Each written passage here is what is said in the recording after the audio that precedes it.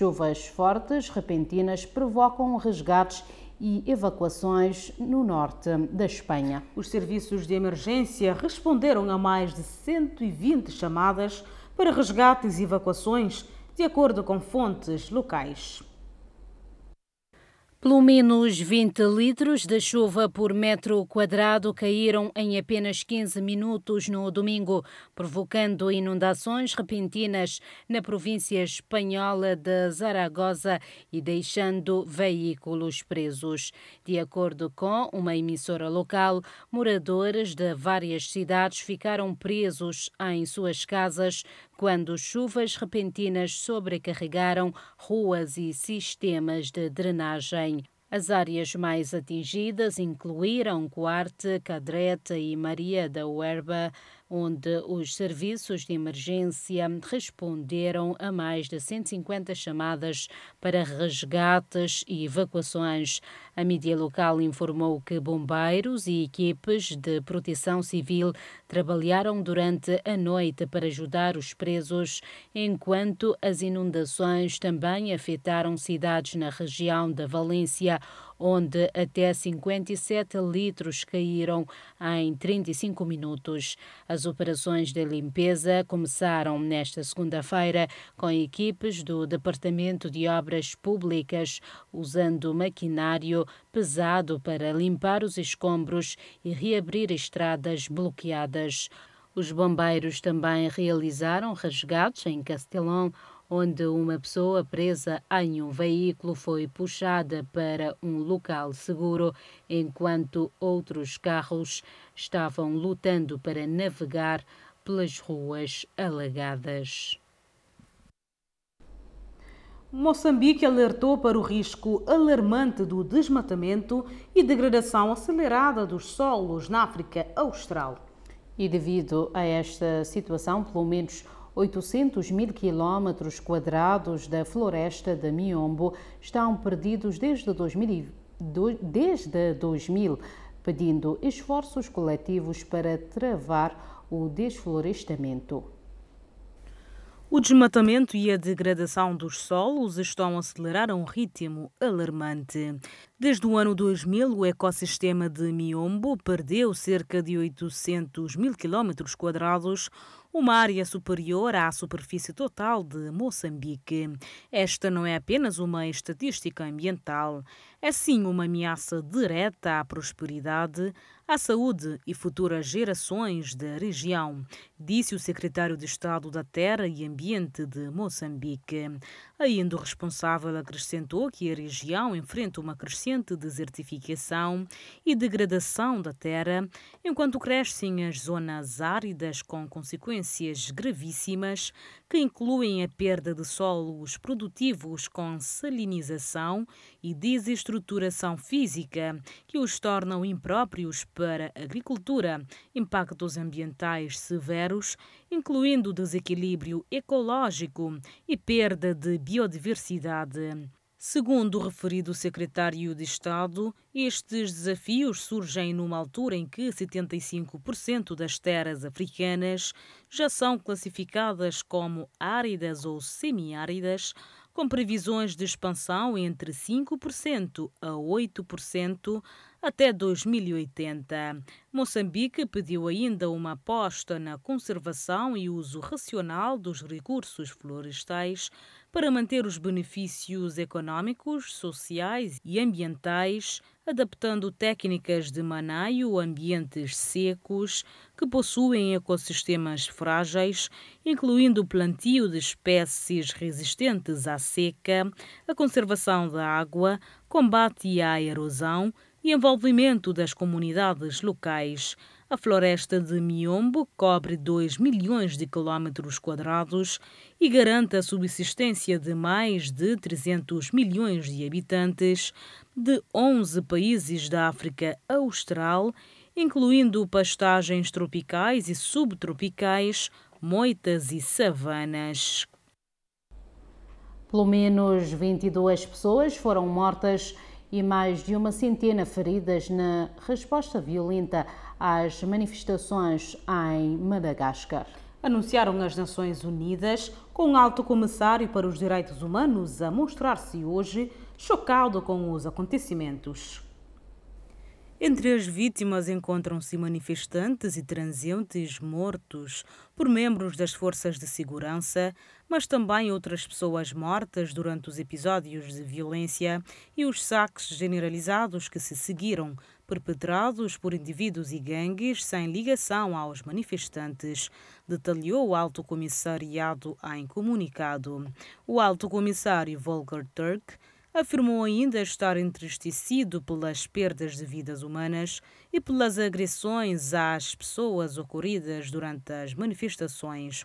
O mesmo exortou as autoridades malgaches a conduzirem investigações rápidas, aprofundadas, independentes e transparentes sobre a violência e a levarem à justiça os responsáveis. Novas manifestações agitaram nesta segunda várias cidades de Madagascar, incluindo a capital Antananarivo, onde as forças de segurança recorreram a granadas de gás lacrimogéneo num frente a frente com uma multidão jovem que exigia a demissão do presidente, com reivindicações que ultrapassam já o descontentamento face às constantes interrupções de água e eletricidade, que foi precisamente a origem dos protestos.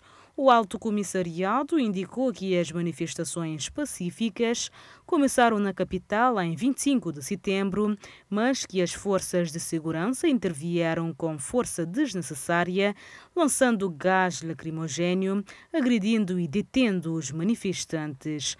Alguns oficiais usaram ainda munições reais, segundo a ONU. Apesar das riquezas naturais, Madagascar continua a ser um dos países mais pobres do mundo e quase 75% da população vivia abaixo do limiar da pobreza em 2022, segundo o Banco Mundial.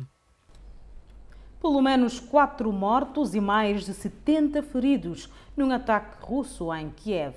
Os ataques também causaram danos extensos a áreas residenciais e infraestruturas.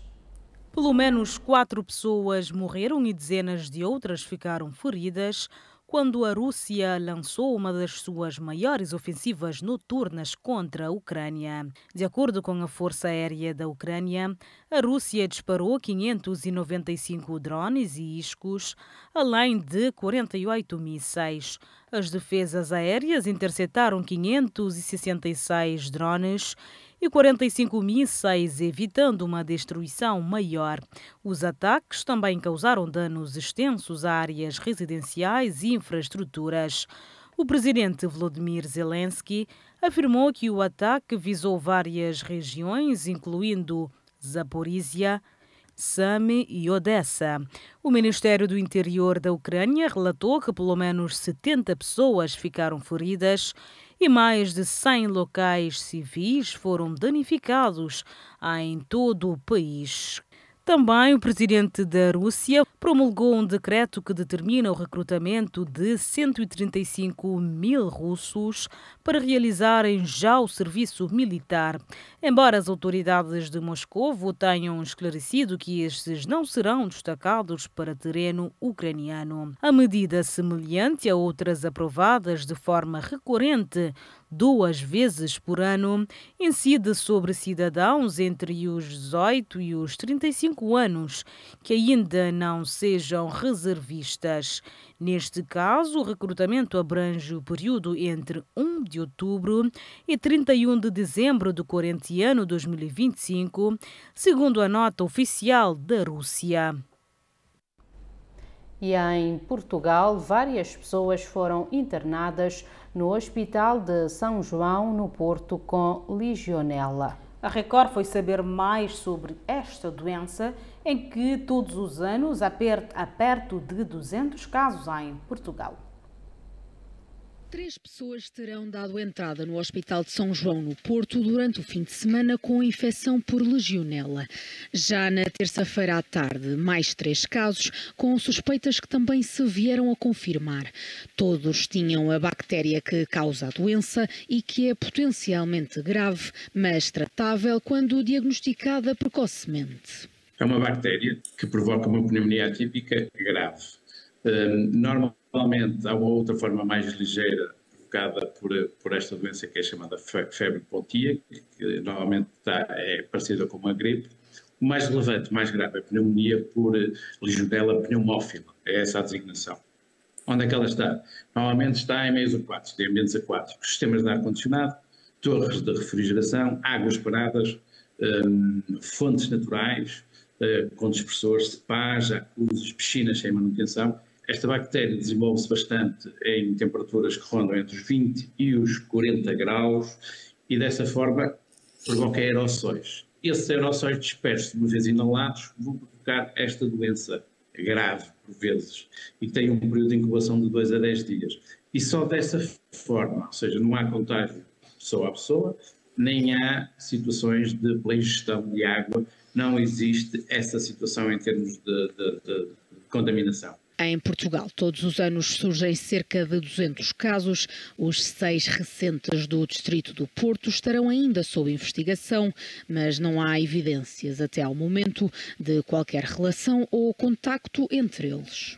Isto é uma doença de declaração obrigatória, ou seja, quando temos um diagnóstico de pneumonia por Legionella, nomeadamente a pneumófila, fazemos uma participação em sistema chamado SINAV e cada saúde pública tem acesso. E depois cruza essa informação. Se há muitos casos numa mesma área geográfica, há que investigar. E essa investigação é para ver o cruzamento de informação, até pelas características da bactéria, se é idêntica e se há aqui uma fonte comum. E depois é preciso procurar em termos de saúde pública. E, portanto, procurar aquilo que se passa em alguns meios empresariais, o que é que se passa na manutenção dessas torres de refrigeração, por exemplo, ou se frequentaram um ginásio, um jacuzzi, um spa, ou seja, com águas estagnadas, sem manutenção, piscinas, em que essas pessoas tinham um elo comum e que provocou isto. À luz, a fonte da Unidade Local de Saúde de São João confirmou que os casos internados na enfermaria estão estáveis. Apenas uma pessoa ainda se encontra nos cuidados intensivos. Todos os doentes são residentes na área metropolitana do Porto e têm entre 40 e 75 anos.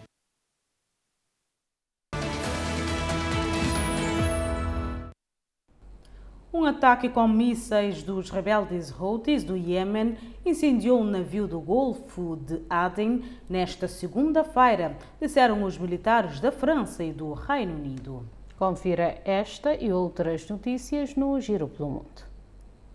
O ataque atingiu um navio de carga de bandeira holandesa que também havia sido alvo de um ataque fracassado na semana passada pelos Houthis apoiados pelo Irã, de acordo com o Centro de Informação, Cooperação e Conscientização Marítima dos militares franceses. A mídia local iemenita relatou um possível lançamento de um míssil balístico do território controlado pelos Houthis. O Centro de Operações de Comércio Marítimo do Reino Unido relatou o ataque, assim como a empresa de segurança privada Ambrey, que também identificou o navio como o Minerva Gretsch.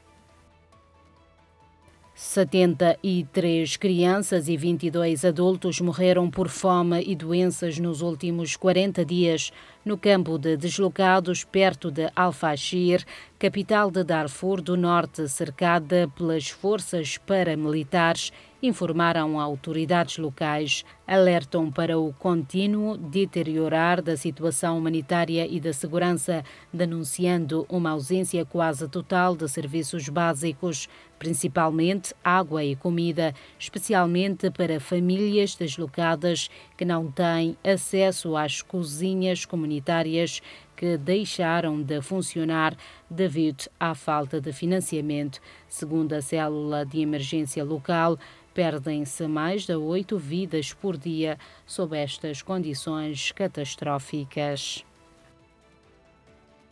O economista norte-americano e Prêmio Nobel da Economia Joseph Stiglitz afirmou que as taxas aduaneiras de Trump são um desastre e lamentou que a Europa tenha desistido de negociar com o presidente dos Estados Unidos da América.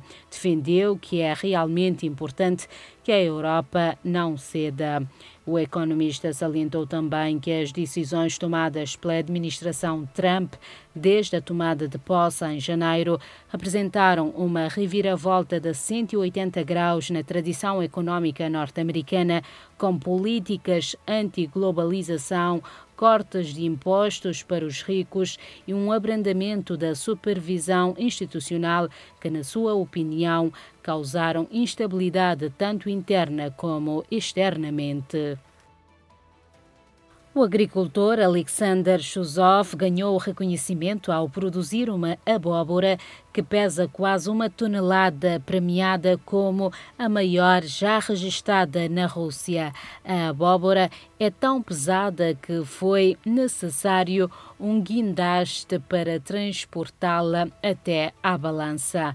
Há quase 10 anos, dedicado ao cultivo, Chuzov tem como meta conquistar o recorde mundial, atualmente pertencente ao americano Travis, que produz uma abóbora que ultrapassa os 1.200 quilos.